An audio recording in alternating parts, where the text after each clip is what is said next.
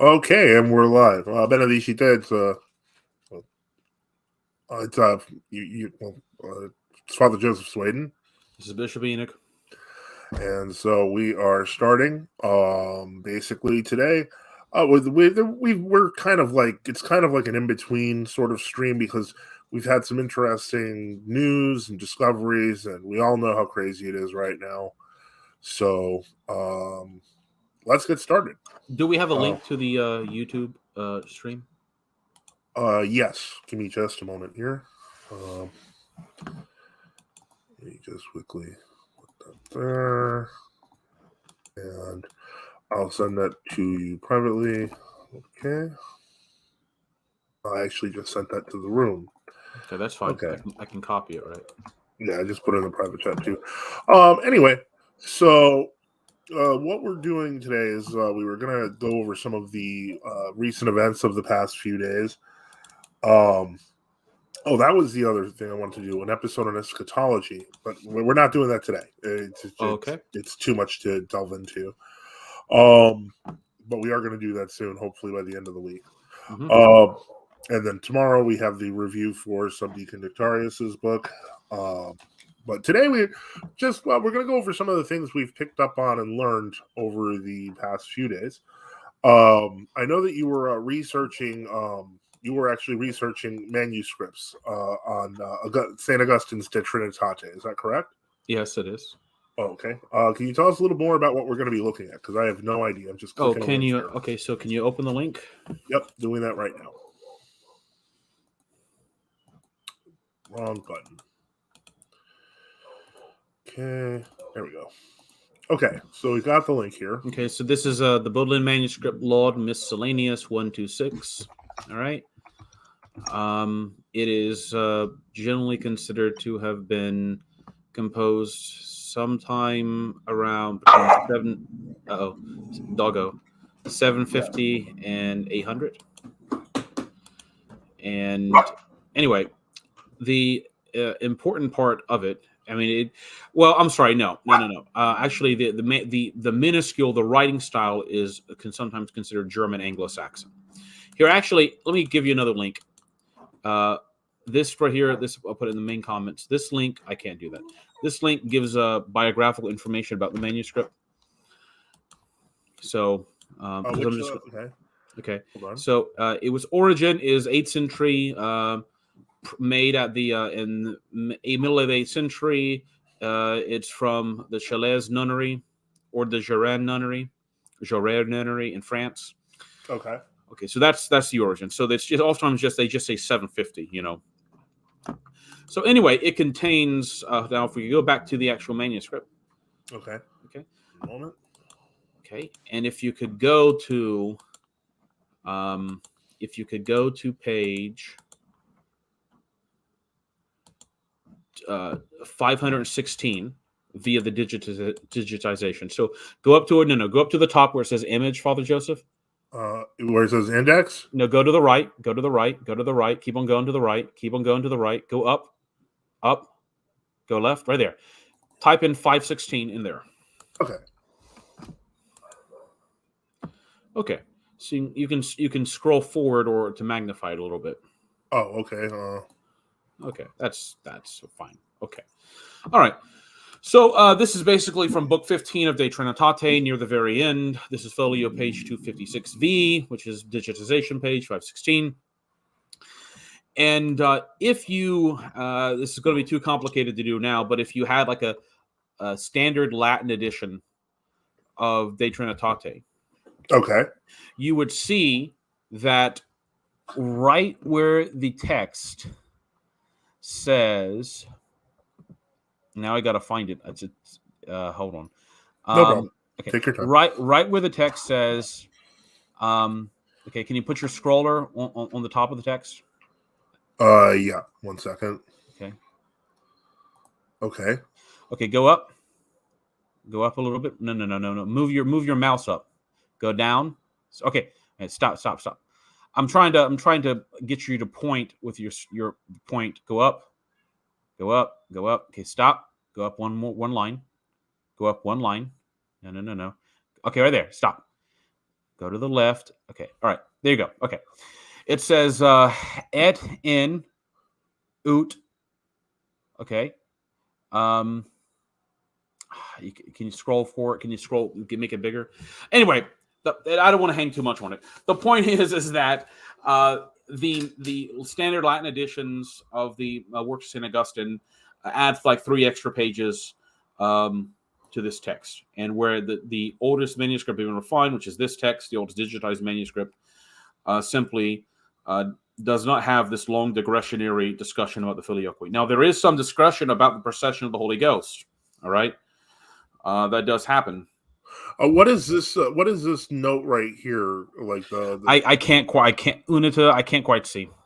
Okay. It might be a later scribe making a note about something, Okay. which in fact causes problems. By the way, I mean it doesn't mean they're intentionally trying to cause a problem, because whatever happened here, someone later added 3 whole pages in between a phrase. Which anyway.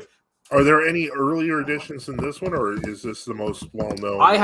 Now there is a manuscript that's supposed to be from the early 500s. That's either contained in the Bibliotheca Ambrosiana or the Bibliotheca Vercelli, but they will not. I've tried to find some way to access it. Either it's not digitized, or they don't want you to look at it, and they want you to pay them an exorbitant amount of money. Exorbitant. I can't figure it out. I've sent emails. Look, I don't have any academic credentials, so they're not going to respond. And even if I did, they probably wouldn't respond anyway. So this is the earliest manuscript I could find. Okay. Now there are earlier manuscripts that are fragmentary. Like you will find stuff from the 680 or so that's like 10 chapters from book 3 or something like that. Okay. All right. Anyway, the only point is to show that you have this long section of book 15 that's not in older manuscripts. So, and that section has particularly long discussion about the filioque and what it means. Right. Whereas this section does have discussion further down, but I think it's vaguer because it associates the procession. When it talks about procession, it almost speaks about it in an Ambrosian sense of the Father is life, the Son is life, and the Holy Ghost is life. All right, the same discussion St. Ambrose has in his on the Holy Ghost, his book on the Holy Spirit. And that section oftentimes in St. Ambrose isn't very useful to prove, let's say, like Thomistic filioquism or something like that. Okay. All right. So anyway, I think it's important people understand that when you're dealing with like these larger works of St. Augustine, like De Trinitate is a complicated work. It also, from what I remember reading years ago, it has a complicated manuscript history. That you will find like interpolations in the texts. People will, for whatever reason, add stuff decades or centuries later. Whereas the sermons of St. Augustine oftentimes aren't as interpolated or don't have any issue. And I think my theory behind that is this. De Trinitate is simply not a text you're going to have read in a church service. All right? Right. A sermon, people would, like in a monastery at nocturnes or night vigils, when they would have the readings from the Holy Fathers on the lectionary, that's going to be very commonly known, all right? Just like it's difficult for people to change the biblical text or the Psalter because you're used to hearing it or singing the Psalter. So the sermons and the homilies would be much better preserved. That's my theory. Anyway, so ancient fake news, right? Yeah, it's very interesting that, we keep finding more and more of these interpolations, these kind of miscategorized statements, and outright additions that because remember papism as a composite whole, in the areas that it differs from orthodoxy, obviously it does differ. It's heretical. It's a heresy, a schism from the church. Right. It's really a composite fabrication, I think, of interpolation, of fabrication, like Isidorian decretals, the Hildebrandian interpretation of those, one thing after the other. And you're seeing papism basically unravel as we speak. All right. It's already unraveled. All right. Right. And that leads us into what we now have Pope Francis talking about blessing gay marriages or gay unions. Yeah. All right. That's the end result. of all this. All right. That's one of the reasons you should not add or subtract or interpolate manuscripts. You may be some scribe in the year 850 or 860, angry at Archbishop Hincmar because he said this or that. And therefore you're like, well, I'm going to add this extra phrase here. You do not know what the devil is using you for. If you understand my meaning, Father Joseph. Absolutely. And yeah. Satan has oftentimes can think in very long-term ways. So he can plan ahead schisms and heresies by centuries, using oftentimes either malicious or even innocent people who may think innocently. And in the long run, after centuries and centuries of pushing, you get this. So that's why these things are important. Yeah, it's extremely important to make sure that we're always vigilant to preserve the integrity of doctrine, to preserve the integrity of our writings, etc. There was a news article. There was a news. It was about what was it, 3 months ago, where the crazy guy in Israel, the bald guy, he was talking about using AI to rewrite the Bible to make it like, I mean, that's insane, obviously, and I would think functionally impossible. But that's the sort of thing we're dealing with. I don't know if you've heard about this. There's like a lot of chatter about this guy that they're kind of trying to place as the Jewish Messiah. No. And, what about it? well, apparently that's making the rounds on Twitter. They're talking about this guy. He's 30 years old, and he's like some kind of Hasidim from Spain or something, and basically, they're trying to, now the supposed miracles are allegedly starting. I just realistically, I mean, it doesn't pass the smell test to me, because it doesn't seem like anyone's taking him seriously. Remember, they called Rabbi Menachem Schneerson they the tried Messiah, to call, and right. then they waited 3 days at his tomb because they thought he was going to rise from the dead on the third day. Of Yeah, course, I he mean, never that did. was, well, it could also be a preparation for kind of, in terms of getting people psychologically primed for the Antichrist, or at least, getting the Jews primed for the Antichrist. And so Because that remember, is, the beast, according to the book of Apocalypse, the beast will be wounded and would appear as if he died, and then he'll come back. Yeah. Which is a mockery of the resurrection. Correct. All right. So, but this is going to go for the, it's going to go for the eschatology episode. I was just wondering if you had heard more. No, I haven't heard anything about that. I'll send you more links on it. Because I had been talking to my Matishka about that, and she runs the Orthodox Eschatology site, and what she had been explaining to me was, I guess, that they have this place near the Mount of Olives that they've already purchased, so that they can start sacrificing the heifers, etc. Well, that's been for years. Runs. Yeah, they've had that for years. Yeah, they have a temple institute where they have replicated, to the best of their ability, I guess, right. It's various ritual liturgical objects from the Second Temple. Yeah, they're like they have like they have the big gold menorahs and what have you and such. Yeah. So in any case, so that's. But since we're speaking of the Holy Land, we may as well talk about other fake news that's in the news. So far, it seems like we've just been seeing news stories come left and right, and then they're confirmed to be false over and over. It's like feeling like this entire war is a giant psyop. And in particular, we're talking about the most recent one was the 40 dead infants that were apparently all beheaded by Hamas. By Hamas, and this was spread around by IDF friendly media, etc. And then it turns out that there's no actual evidence this actually happened, and they don't want to show it. They don't want to say anything about it. CNN got caught faking a Hamas attack,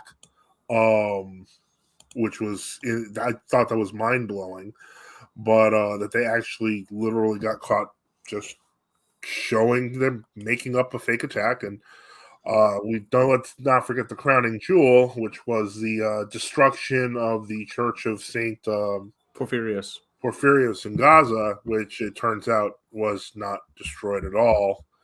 And That's it. They're just getting funnier and funnier. Apparently, today there was an article in the Sun that was supposedly about how like some like a 25-year-old kind of chunky female apparently took out like 25 armed Hamas fighters. Um, I'm not making this up.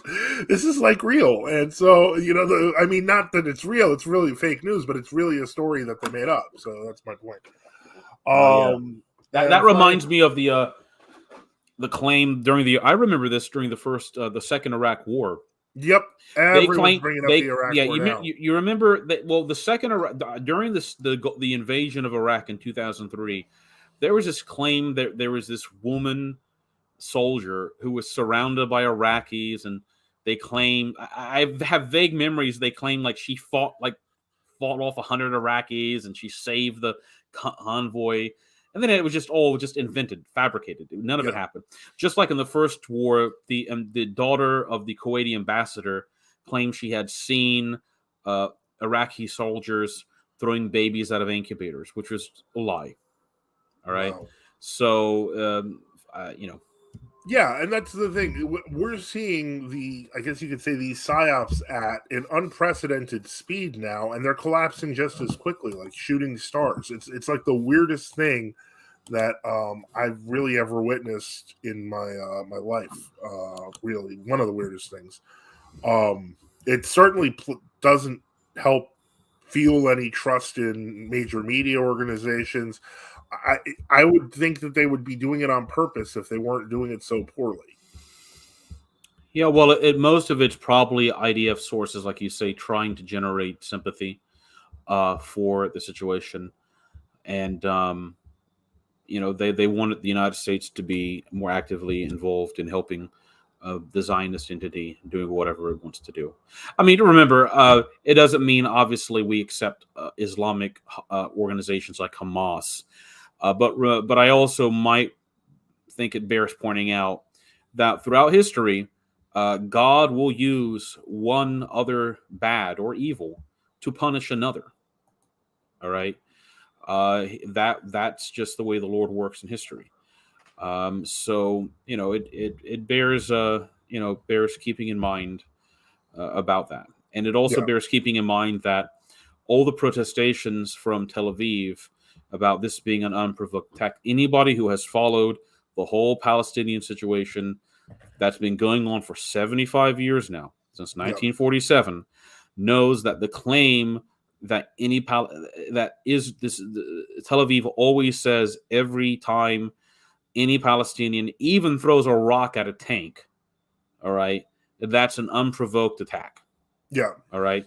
And although I do not obviously agree with like the Islam and we have major issues there, Bayem Nasir, and I see him, one of the Palestinian, the Gaza like Minister of Health or something like that, made the comment in an interview on Sky News I saw where he said that this claim that civilians were killed, he says, why is that the only he said settlers, some of these settlers were killed by Hamas.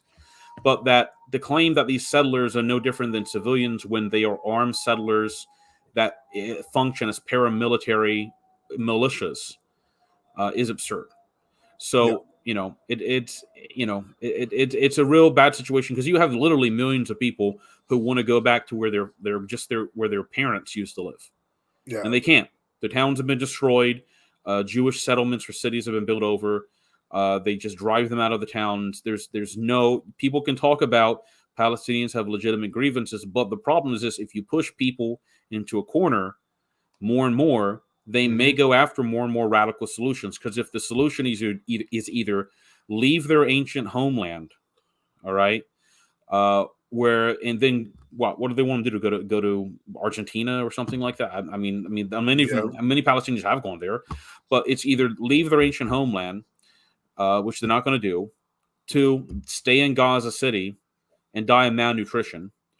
But many of them think it's just better to go fight Israel and die with some sort of dignity, whether you agree with that or not.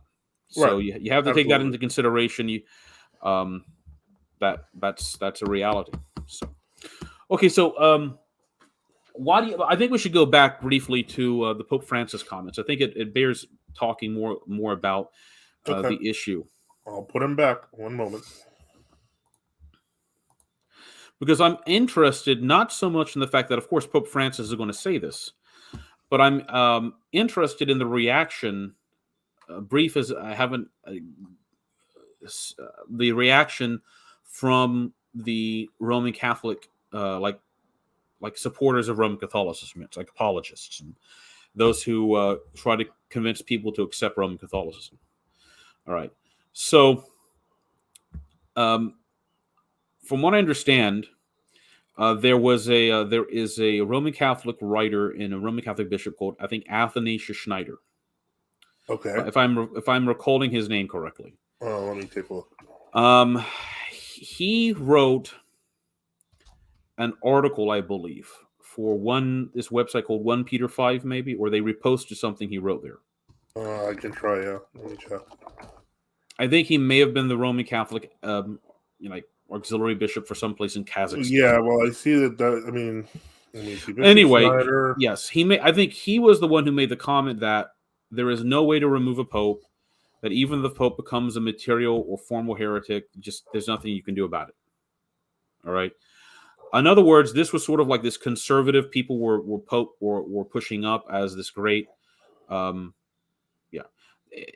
Anyway, he's sort of saying, oh, to resist all the heresy, what have you. But on the other hand, he's also preparing people for the reality that someone like Francis could do something like he has, bless gay unions or even approve women's ordination. And the Roman Catholic position is essentially you can't break with the Pope even under those circumstances, Father Joseph. That's essentially what he's arguing. All right. Wow. There's no, in other words, that's where all this is ultimately led. Well, I thought it was funny because in a meme I saw somebody quoting St. Catherine of Siena basically saying that even if the Pope was revealed to be Satan himself, they still have to follow him. I mean, well, that's the delusion of Roman Catholic saints. Yeah, and the point is that ultimately that means they really don't have a guard against Antichrist. That's the simple reality. Nope. I mean, if you accept, I mean, I suppose at least the set of Acontists who are also heretics, their brain broke, right? They short-circuited, all right? They were willing to say, well, maybe at least, the election wasn't valid. They had to find some sort of reason why they could not be in communion with the guy claiming to be Pope. Because it was absurd. But you will notice also from other Roman Catholic writers like this E. Michael Jones, who is a Roman Catholic writer that you see on Gab and on BitChute and what have you, he has been doing his best to convince people to become Roman Catholic and say basically just ignore what the Pope says. And this is where that's leading. All right. And that's not a solution. You should become Orthodox, true Orthodox, right? And I think the problem is they aren't prepared for this. No, I don't think they were prepared for the literal implosion of Roman Catholicism in the past 20 years. Yeah, it's collapsing if we're being honest. Yep. But okay, do you have anything to add to that, Father? Not to that story. Give me just a moment while I pull this off here. Let me see here. And 1 second. I just want to check one thing real quick. Outside of that, basically those were kind of the things I really kind of wanted to touch on. I did just receive this in the mail. So we're actually going to be doing a review of, I mentioned ROCOR, the Russian Orthodox Church Abroad and the Genuine Orthodox Christians of Greece, a History, by Subdeacon Nectarios. I wanted to put up a bit of a shout out for Gab Ads, but I haven't gotten it ready yet. I wasn't expecting to do one today, so I'm going to be doing that later today. So we'll see. We'll try to do that first tomorrow. As always, we've got. I did just get another book. Wow! Somebody just sent that to us, so I'll be reviewing that next week after. What is the book entitled? The book is it's On Resistance to Evil by Force by Ivan Alexandrovich Ilyin. Mm-hmm. He was basically a exiled White Army officer. Philosopher, officer and philosopher, and basically So he wrote a treatise on basically resistance to, the evils of Bolshevism, etc. All right. So in any case, that's all we have for today. As I mentioned, there is a book review tomorrow. I don't know if Ladik is going to be here for that one. It's up to him ultimately. Are you going to be able to read this book in that short a time? Which one? The resistance. Okay. No, I'm not doing that. That's next week. I'm not doing that one this week. This week or tomorrow, I'm doing this book, which is Subdeacon Nectarius Harrison's book. Was a very good read, very quick read for me, but I'm a fast reader, not like super fast or anything. But in any case, so other than that, I think that was a. All right, we have no questions, so this will be a short stream then, right? Yeah, in that case, thank you everyone for listening. We'll be back soon, and have a good night. All right, Benishide. Manishite.